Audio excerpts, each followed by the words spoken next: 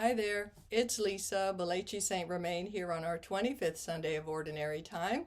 And our second reading is from the letter of St. Paul to the Philippians.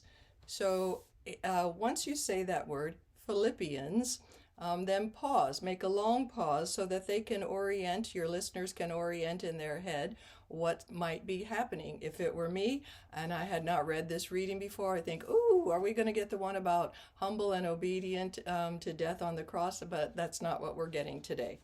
So it starts out with eye contact immediately. Brothers and sisters, Christ will be magnified in my body, whether by life or by death. Okay, so I collected that first line and spoke it with eye contact. And the second part of that line, come back to the book, gather the second, and speak it with eye contact. For to me, life is Christ, and death is gain. So do you see I'm doing this? For to me, I put a comma in there.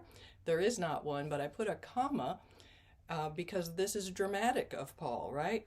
Life is Christ. Slow it down. And death is gain. Who thinks that? Well, he does. If I go on living in the flesh, that means fruitful labor for me.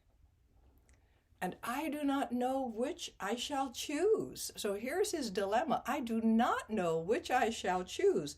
I am caught between the two. What's he talking about?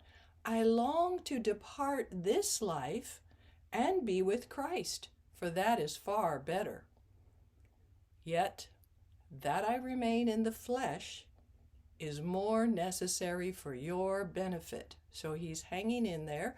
This is for all the people who have questioned, why am I still here? 80-year-olds, 90-year-olds, 100-year-olds.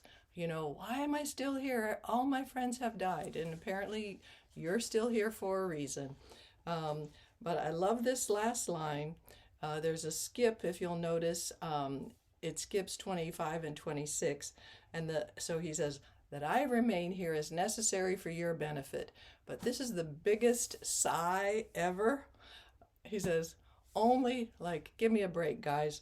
Only conduct yourselves in a way worthy of the gospel of Christ. Okay, so there's a real begging and come on, man, right? On this last line. So go ahead and let it happen there.